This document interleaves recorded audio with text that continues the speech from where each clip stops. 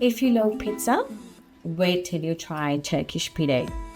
It's perfect mix of crispy crust, soft dough, and rich savory toppings, but with a unique twist that makes it stand out.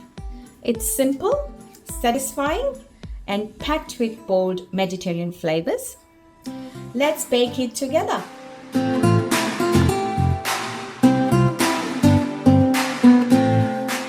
Take 3 cups of flour, that's about 750 grams, and make a little well in the center. Now add around 360 ml of lukewarm water.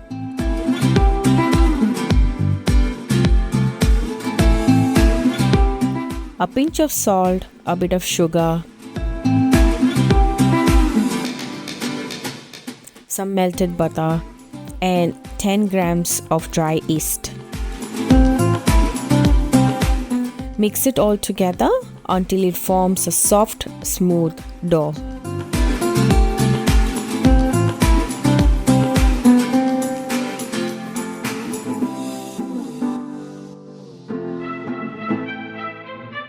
Now we are going to transfer the dough onto the surface, but before that, sprinkle a little dry flour.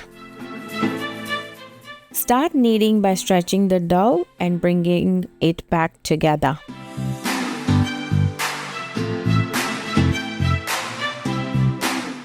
Use the pads of your palm to knead.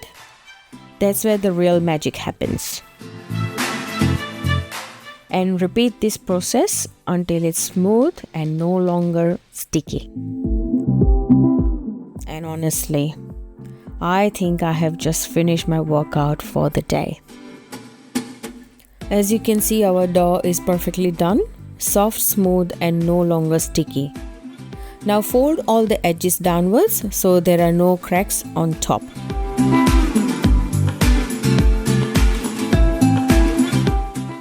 I am using the same bowl, just make sure to oil it well first.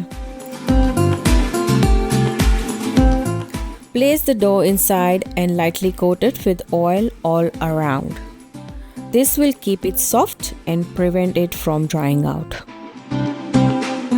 Cover the dough with a damp cloth and let it rest for 40 to 45 minutes, making sure to keep it in a warm spot. While our dough is resting, let's move on to making an olive dip. It's the perfect companion for our pide. In a mixing bowl, I have added Kalamata olives and some green olives, along with garlic, salt and pepper, but be careful with the salt since olives already have some. To this, I'm adding a pinch of mixed herbs and of course some olive oil. Blend everything into a smooth paste. For garnish, I have added some chopped olives, a sprinkle of parsley, and a drizzle of olive oil. And just like that, your olive dip is ready. Hummus also pairs beautifully with pide. If you would like the recipe for my homemade hummus, make sure to check out the link above. Back to our dough. Look at that, it's risen so beautifully. I'm going to punch it down to release all the air. Then bring it back onto the surface for a little knead.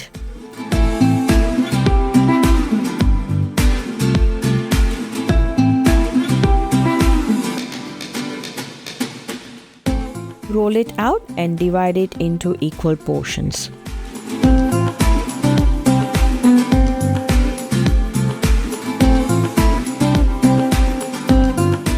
If one's a bit too big or small, you can always adjust it.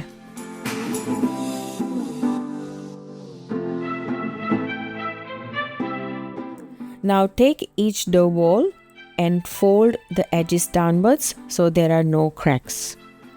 Lightly dust a tray with dry flour and place the balls on it, making sure to leave enough space between each one as they'll rise again. Cover the dough balls with a damp cloth again so they stay nice and moist. After resting for about 5 minutes, our dough balls are ready to roll. Lightly dust the surface before you start. Take one dough ball, making sure there's enough dry flour so it doesn't stick to the rolling pin or the surface. Now we are going to roll it out into an oval shape, just like the classic pide base. I'm going to make 2 different pides today. One especially for my kids with just cheese and tomato, and of course extra cheesy. Before you start adding the toppings, just dust off any extra dry flour. To start with, add plenty of mozzarella cheese, a few bocconcini pieces for that perfect cheesy stretch, and some grape tomatoes. I haven't added any salt or pepper, but feel free to if you like. And finally, sprinkle a little dry parsley on top. Now, to give it that classic boat shape, start folding the sides inwards and gently pinch the ends to create those pointed edges.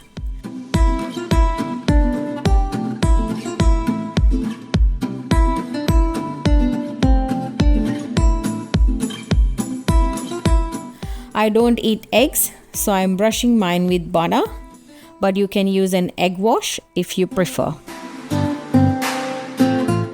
Finally, sprinkle some white and black sesame seeds on top for that perfect finish.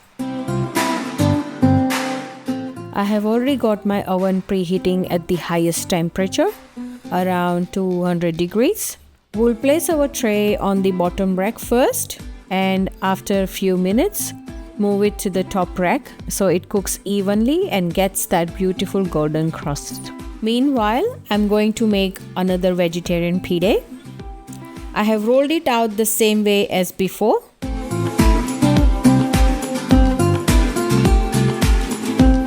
To that, I'm adding some cheese, baby spinach leaves,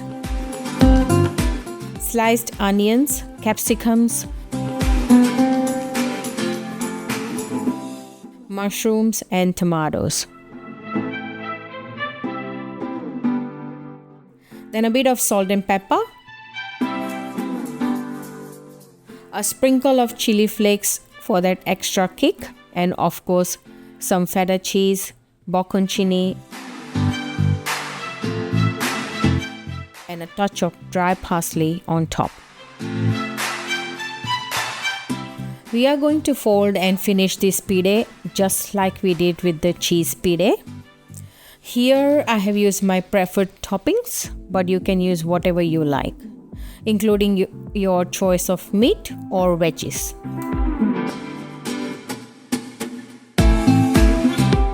Before we move the tray to the top rack, take a look at the bottom of our pide. Nice and golden, just the way we want it. The vegetarian pide is still baking, and after a few minutes, look at this. Our cheese pide is ready. Golden and crispy on the outside, soft on the inside, and so cheesy that no kid can resist it. Our vegetarian pide is also ready, and I can't take my eyes off it. Just look at that golden color and crispiness.